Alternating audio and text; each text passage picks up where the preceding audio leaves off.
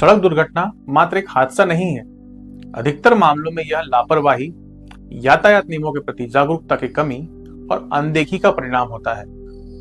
यानी कभी कभी सिर्फ एक कारण या एक से अधिक कारण एक सड़क दुर्घटना को अंजाम देते हैं। पिछले वीडियो में हमने रोड इंजीनियरिंग और मानवीय गलतियों से संबंधित उन सभी कारणों पर चर्चा की जो कि सड़क दुर्घटनाओं के लिए जिम्मेदार होते हैं, चाहे वह रोड की बनावट की गलती हो या फिर ओवर स्पीडिंग या फिर ड्रिंक एंड ड्राइविंग। मुख्य रूप से यही सब कारण पूरी दुनिया में लगभग 12 लाख मौतों के जिम्मेदार होते हैं। इस समस्या से निपटने के लिए और सड़क दुर्घटनाओं में कमी करने के लिए पूरी दुनिया और हमारा देश सड़क सुरक्षा के एक फ्रेमवर्क पर काम करते हैं। इस वीडियो में हम जानेंगे कि यातायात प्रबंधन में सड़क सुरक्षा का यह वैश्विक मॉडल क्या है जिसे भारत ने भी अपनाया है। इसे हम सड़क सुरक्षा के 4E के नाम से जानते हैं।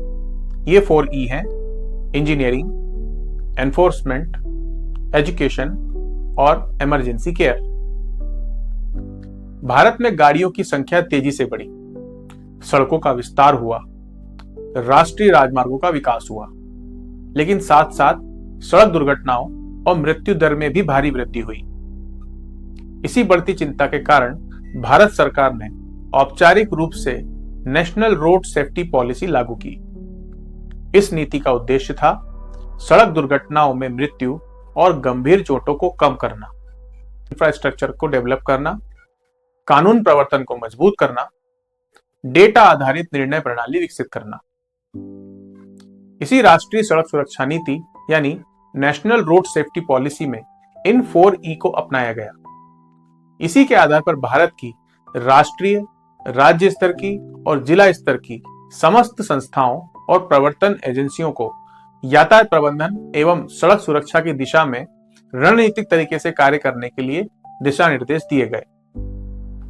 सबसे पहले बात करते हैं पहले E यानी इंजीनियरिंग की। इंजीनियरिंग में शामिल है रोड इंजीनियरिंग और ऑटोमोबाइल इंजीनियरिंग। यातायात प्रबंधन और सुरक्षित यातायात की सबसे पहली शर्त है सुरक्षित सड़कें और सुरक्षित वाहन। सुरक्षित सड़कों में बेहतर रोड डिजाइन, रोड पर कम से कम दुर्घटना स्पॉट, रोड पर निर्धारित स्थान पर मानक स्पीड ब्रेकर, सिग्नल्स इत्यादि स्थापित करना। उदाहरण के तौर पर यदि सड़क पर अंधा मोड़ है और चेतावनी संकेत नहीं है तो दुर्घटना की संभावना बढ़ जाती है। ऑटोमोबाइल इंजीनियरिंग में वाहनों को निर्धारित मानकों के अनुसार सुरक्षित बनाए जाने की प्राथमिकता दी गई, जैसे वाहन क्रैश टेस्ट पास हो, BS6 मानक पूरे करता हो, वाहन में एयरबैग और ABS जैसी आवश्यक सुविधाएं शामिल हो। यानी एक वाहन सभी न्यूनतम आवश्यक सुरक्षा संसाधनों को शामिल करके बनाया गया हो ताकि दुर्घटना की संभावना कम हो, और फिर भी अगर दुर्घटना हो जाए तो उसमें कम से कम नुकसान हो। भारत सरकार के मंत्रालय MoRTH और NHAI जैसी संस्थाएं इस और प्रमुखता के साथ कार्य करती हैं, यानी सड़कों और वाहनों को पूरी तरीके से मानकों के अनुसार और सुरक्षित बनाने का कार्य करती हैं। एनफोर्समेंट यानी कानून प्रवर्तन, इसमें पुलिस और RTO जैसी सभी कानून प्रवर्तन एजेंसियों की भूमिका निर्धारित की गई, जिसके द्वारा यातायात एवं सड़क सुरक्षा नियमों का सख्ती से पालन कराया जाता है, जैसे हेलमेट और seat belt checking, over speeding, overloading, drink and driving कार्यवाही, लाइसेंस या PUC इत्यादि की जांच। एजुकेशन, इसका अर्थ यातायात शिक्षा से है। स्कूली बच्चों, नागरिकों, वाहन चालकों को यातायात नियमों के प्रति शिक्षित करना एवं जागरूक करना यातायात शिक्षा का सबसे महत्वपूर्ण अंग है। यातायात सुरक्षा के प्रति जागरूकता और वाहन चालकों के व्यवहार परिवर्तन और सेफ ड्राइविंग के संबंध में प्रत्येक स्तर पर जन जागरूकता अभियान चलाना सबसे महत्वपूर्ण कार्यों में से एक है। यातायात पुलिस द्वारा सड़क सुरक्षा माह या सड़क सुरक्षा सप्ताह चलाए जाते हैं। इसके अलावा सोशल मीडिया के माध्यम से भी लगातार पब्लिक अवेयरनेस प्रोग्राम चलाए जाते हैं। इमरजेंसी केयर यानी आपातकालीन देखभाल। सड़क सुरक्षा नीति में यह भी शामिल है कि सड़क दुर्घटना के बाद पीड़ित को त्वरित सहायता पहुंचाना अत्यंत महत्वपूर्ण है, क्योंकि सड़क दुर्घटनाओं में मरने वालों में से लगभग 30% लोगों की मौत समय पर मेडिकल सहायता न मिलने से हो जाती है, जिसे गोल्डन आवर में इलाज न मिलना कहते हैं। गोल्डन आवर यानी सड़क दुर्घटनाओं में गंभीर रूप से घायल को पहले घंटे में आवश्यक प्राथमिक उपचार मिलना। इसी के अंतर्गत हमारे देश में और प्रदेश में नेशनल एम्बुलेंस सर्विस 108 योजना शुरू हुई। इसके अलावा हाईवे पेट्रोल, हाईवे पर ट्रॉमा सेंटर्स की स्थापना हुई। साथ ही सड़क दुर्घटनाओं के पीड़ितों को समय पर उपचार स्थल तक पहुंचाने में लोगों की सहायता करने के लिए राहवीर योजना लाई गई, ताकि सड़क पर कोई भी आम आदमी किसी सड़क दुर्घटना पीड़ित की मदद करने से पीछे न हटे और पुलिस की पूछताछ और कानूनी कार्रवाई से उसे सुरक्षा मिल सके। जब यह 4 E's एक साथ काम करते हैं, तभी सड़क सुरक्षा की प्रभावी प्रणाली कार्य करती है। WHO और यूनाइटेड नेशंस द्वारा वैश्विक स्तर पर 5 पिलर्स ऑफ रोड सेफ्टी का फ्रेमवर्क बनाया गया है। 2010 से 2020 को रोड सेफ्टी का प्रथम दशक यानी first decade of road safety घोषित किया और 2021 से 2030 को रोड सेफ्टी का सेकेंड डेकेड घोषित किया गया।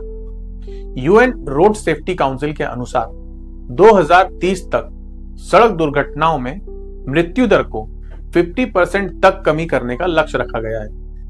भारत ने भी इस लक्ष्य को अपनाया है। इसी लक्ष्य को पूरा करने के लिए यूनाइटेड नेशंस ने सड़क सुरक्षा के 5 पिलर्स निर्धारित किए हैं। ये 5 पिलर्स हैं: road safety management, safer road and mobility, safer vehicles, safer road users और पोस्ट क्रैश रिस्पॉन्स। आइए इसे विस्तार से समझते हैं। रोड सेफ्टी मैनेजमेंट में शामिल है राष्ट्रीय नीति, सड़क हादसों का डेटा संग्रह और समन्वय तंत्र। अर्थात इसके अनुसार सभी सदस्य देश इन 5 पिलर्स के अनुसार सड़क हादसों को कम करने के लिए सड़क सुरक्षा नीति बनाएंगे। साथ ही प्रत्येक दुर्घटना का रिकॉर्ड रखा जाना जरूरी होगा और प्रत्येक जिम्मेदार विभागों में समन्वय स्थापित कर सड़क हादसों में हर संभव कमी का प्रयास किया जाएगा। हमारे देश में भी इसी आधार पर राष्ट्रीय सड़क सुरक्षा नीति तैयार की गई। इसका उद्देश्य सड़क को प्रत्येक रोड यूजर के लिए बेहतर और एक्सेसिबल बनाने का प्रयास करना है, ताकि यात्रा की सुरक्षा के साथ साथ समय की भी बचत हो। सेफर व्हीकल्स यानी वाहनों की सुरक्षा के उच्च मानक तय करना, पुराने वाहनों की आयु, नए वाहनों में आवश्यक सुरक्षा संसाधन व न्यूनतम तकनीकों की उपलब्धता को सुनिश्चित करना शामिल है। सेफर रोड यूजर यानी सड़क उपयोगकर्ता की सुरक्षा इन पिलर्स में सबसे बड़ी प्राथमिकता है, क्योंकि सड़क पर पहला अधिकार पैदल चलने वाले व्यक्ति का ही माना जाता है। साथ ही वाहन चालकों में सीट बेल्ट और हेलमेट का उपयोग की अनिवार्यता बढ़ाना है। सड़क सुरक्षा जागरूकता, यातायात नियमों के पालन के प्रति प्रेरणा प्रसारित करना, यातायात शिक्षा इत्यादि सभी इसी के अंतर्गत आते हैं। वाहन चालकों में स्पीड नियंत्रण, ड्रग या अल्कोहल का नियंत्रण, स्ट्रेस मैनेजमेंट, ड्राइवर प्रशिक्षण इत्यादि को प्रमुखता से महत्व देना इसका सबसे बड़ा लक्ष्य है। Post crash response in pillars का एक और सबसे महत्वपूर्ण पहलू है, क्योंकि दुर्घटनाओं को पूरी तरह शून्य कर देना कहीं ना कहीं असंभव सा लक्ष्य है।